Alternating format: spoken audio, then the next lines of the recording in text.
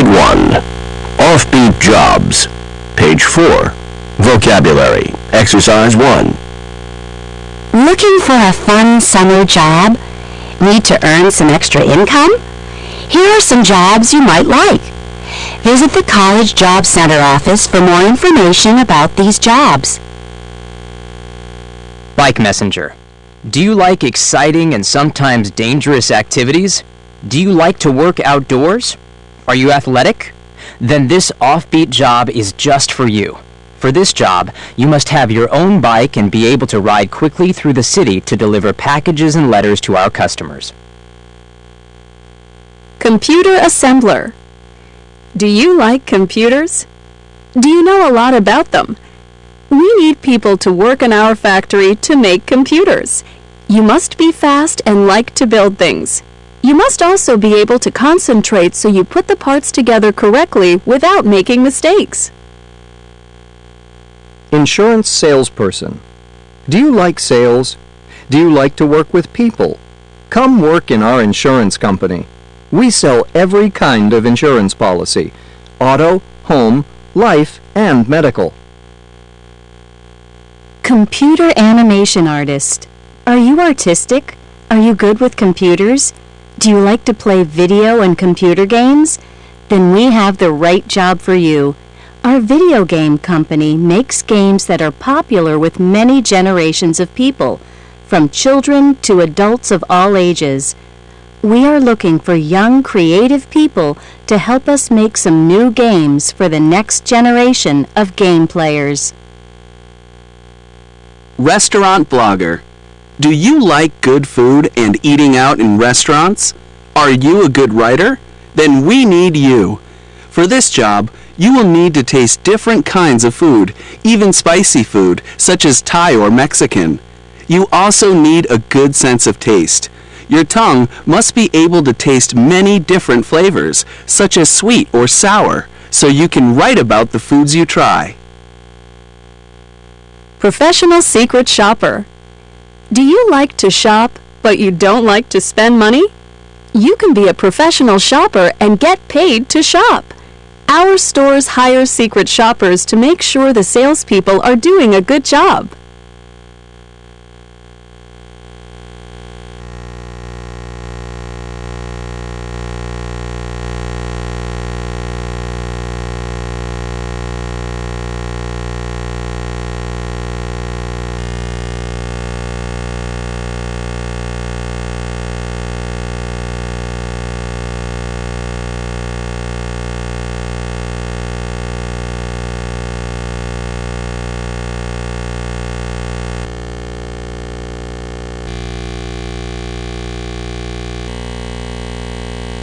Unit 2, Where Does the Time Go? Page 26, Vocabulary, Exercise 1. City College Counseling Center, Student Success Workshop. Do you feel like you don't have enough time to finish all of your daily tasks and assignments? Do you spend a lot of time studying but still get poor grades? Do you have trouble concentrating in classes and lectures? Do you delay doing your schoolwork and put off your assignments until just before they're due? If you answered yes to any of these questions, then this College Success Workshop is for you. There are many factors that lead to student success, such as choosing the right classes, having good study skills, getting help from teachers and counselors, and staying healthy and active. Another important factor is time management. Many students don't know how to manage their time well.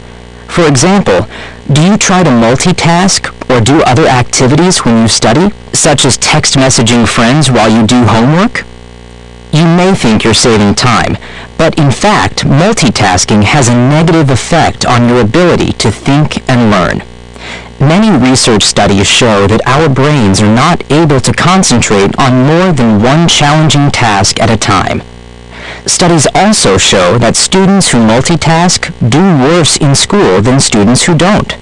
They take more time to finish their work, and they receive lower test scores and grades. Another big problem for students is procrastination. Do you have a hard time getting started on assignments? Do you avoid your schoolwork by doing other activities instead?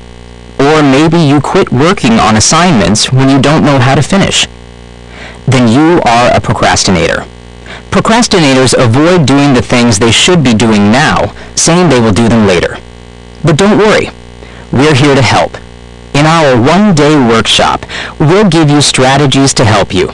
Set goals and organize the tasks you need to get done. Learn better study habits. Avoid distractions that keep you from getting your work done. Stop procrastinating and get things done on time.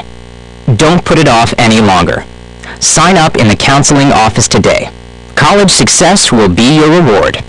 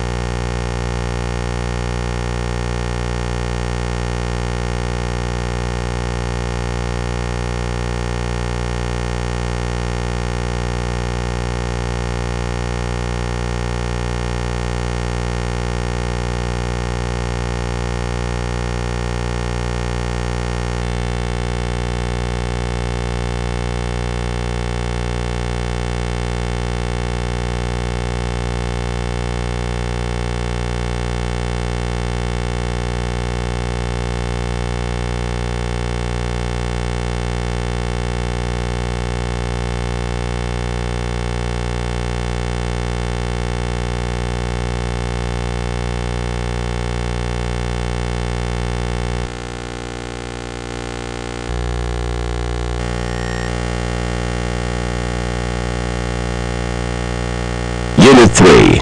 A penny saved is a penny earned. Pages 50 and 51. Vocabulary. Exercise 1. Money Series. Part 1. The History of Money and Bartering. 9000 BCE. Farm animals and plants used as money.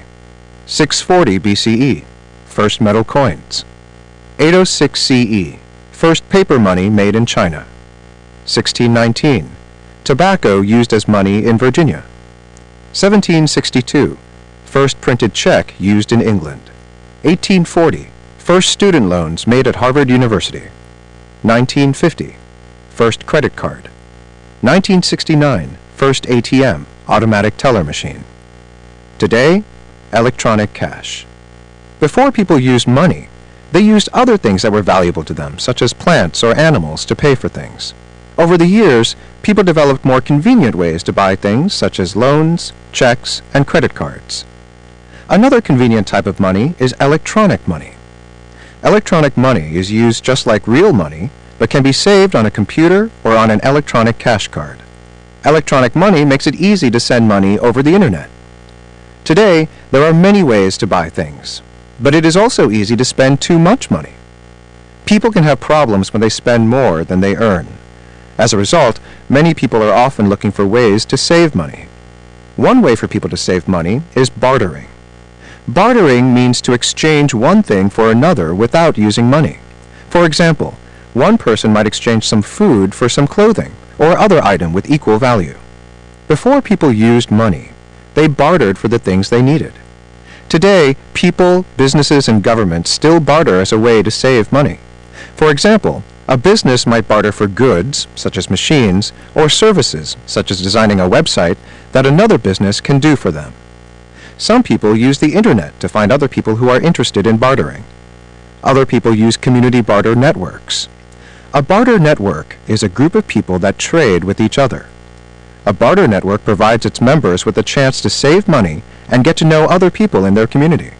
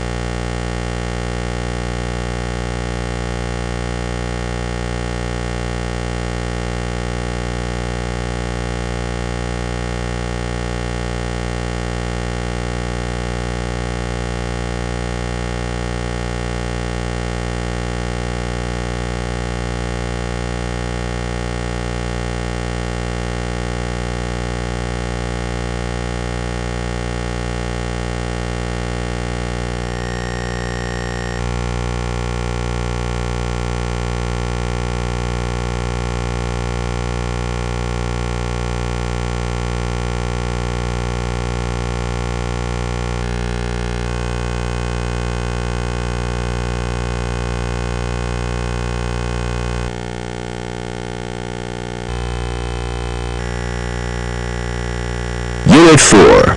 What happened to etiquette? Page 74. Vocabulary, Exercise 1. Thanks for tuning into Your World. In today's show, we're going to focus on manners. Maybe, like me, you were raised by your parents to be courteous. My mother always said, treat others as you want them to treat you. In other words, show respect to others. Many cultures have the same idea. In English, this is called the Golden Rule. But what is considered to be polite behavior will be different depending on your culture. For example, in some countries, when you're invited to dinner at someone's home, you should arrive on time. If not, it's considered rude. But in other countries, when you're invited to someone's home for dinner, it's rude to arrive on time. You should instead arrive 30 minutes late. So what's polite depends on where you are. But behavior can be different even in the same culture. For example, imagine you are at work and have a file of important documents to give to your boss. On your way to her office, you drop the whole file. Will someone stop to help you pick them up? Maybe, maybe not. We all appreciate it when others are polite to us, but it seems like many people just aren't polite anymore. In a recent survey that was conducted in the U.S., 76% of the people said that manners are changing, and people are less courteous now than they were in the past. They believe that these days, Americans are more likely to behave and speak in a rude way than they have in the past. Is this true? Are people becoming less courteous? Let's find out.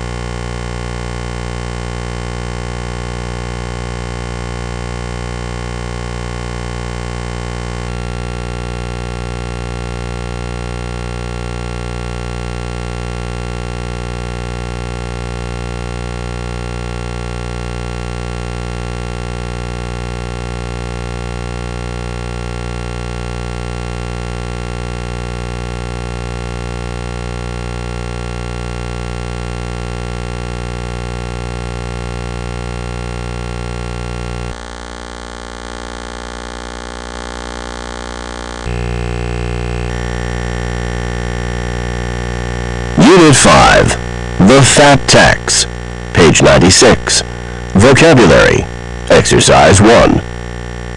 About 11% of the food Americans eat comes from fast food restaurants, and a lot of the food at fast food restaurants is junk food: soda, hamburgers, french fries, unhealthy foods that are high in salt, sugar, and fat. Many studies show that our consumption of junk food is related to one of the biggest public health problems in the United States today: the increase in obesity. People who are obese are extremely overweight. They weigh at least 20% more than what they should for their body type and height. And one of the main reasons that people are obese is because they eat too much fast food. To put it simply, Americans are too fat, and it is making them sick. Obesity causes some serious diseases, such as heart disease, diabetes, and some kinds of cancer. Obesity also costs a lot of money, in the billions of dollars a year in healthcare costs. So how can we change our eating habits and reduce our consumption of junk food? For example, should the government put a tax on unhealthy foods to make them cost more?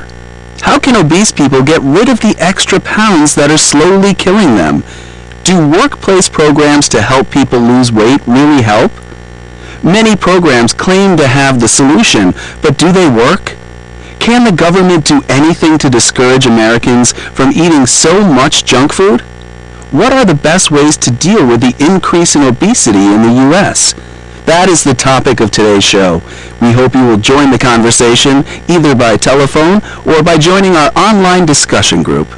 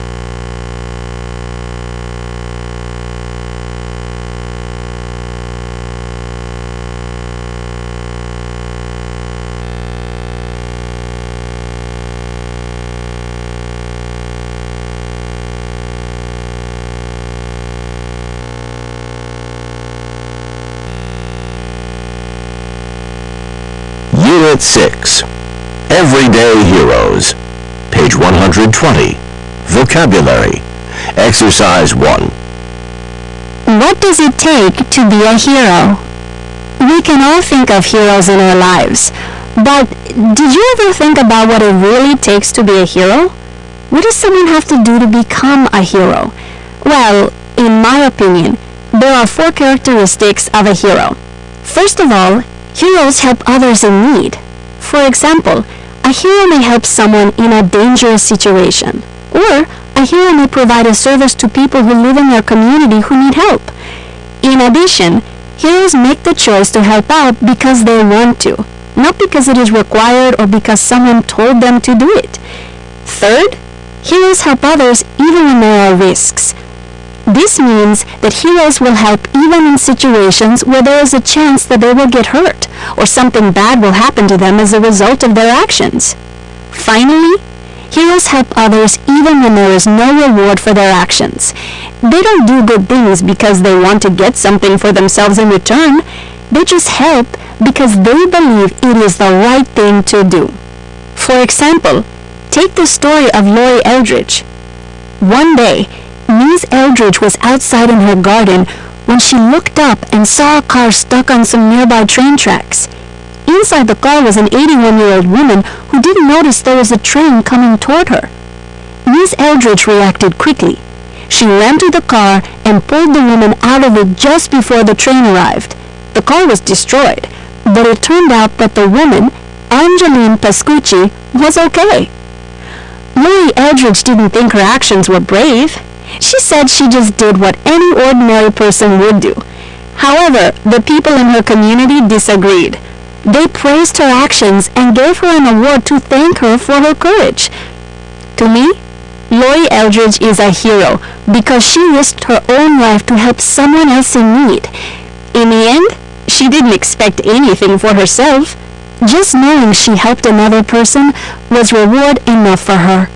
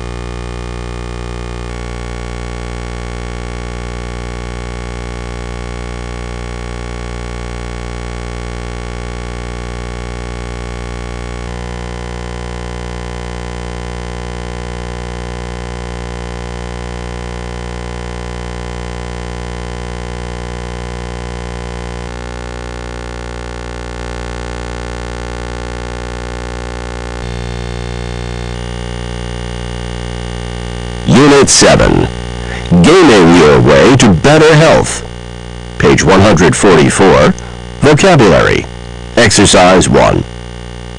Some frequently asked questions, FAQs, about diabetes. Diabetes is a very serious public health problem in the United States today. Here are some important facts about this illness. What is diabetes?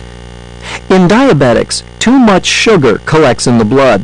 This can lead to very serious health problems. How serious is the problem? In the United States, diabetes affects 1 out of 10 adults and 1 out of 400 children. How does diabetes affect everyday life? Careful control of sugar. Diabetics have to carefully control how much sugar they eat. This is an important part of the treatment for diabetes. However, it can be very hard for children to stay away from sugary foods and drinks. Blood sugar level tests. To check their blood sugar levels, diabetics must test their blood several times a day. They do this by pricking a finger with a small needle. Children with diabetes find it especially hard to follow instructions and do what the doctor says. After all, most children hate needles, so they don't have the motivation to take care of their health. Exercise. Physical exercise is very important for diabetics. As we all know, young people today spend a lot of time indoors, sitting in front of a television or computer screen rather than running around and playing. In fact, there is a connection between not getting exercise and developing diabetes.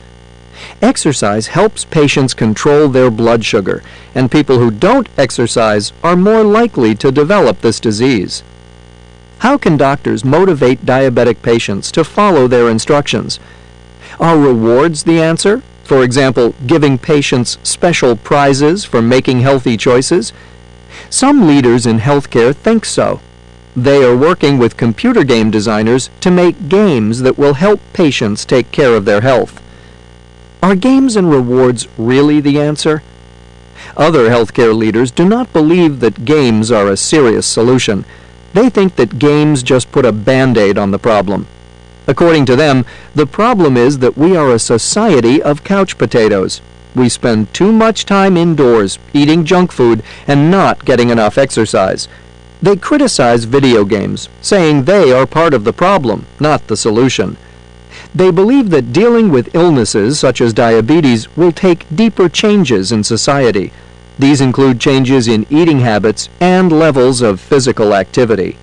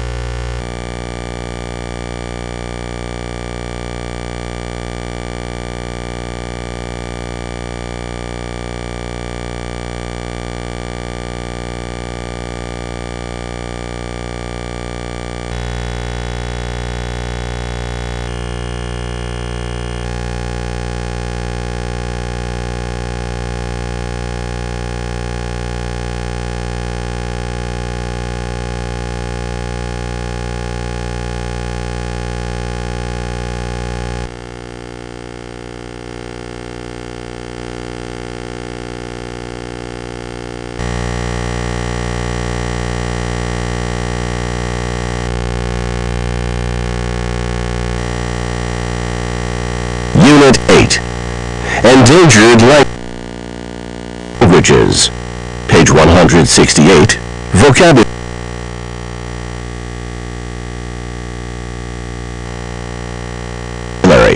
Exercise 1. Language today. Disappearing languages. There are more than 6,000 languages in the world today. Unfortunately, many of these languages are endangered. An endangered language is a language that few people are learning to speak. When an endangered language loses all of its speakers, it becomes extinct. Sometimes a language disappears when the language of a more powerful or dominant community replaces it. For example, this happened when English replaced many native languages in North America. Today, many Native Americans only speak English instead of the native language of their culture.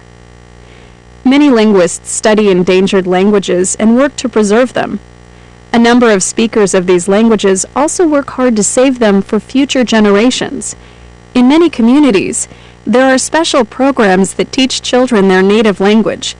These programs are important for children to acquire their native language. The children in these programs grow up to be bilingual. They can speak 2 languages, the language of the more powerful community as well as their native language.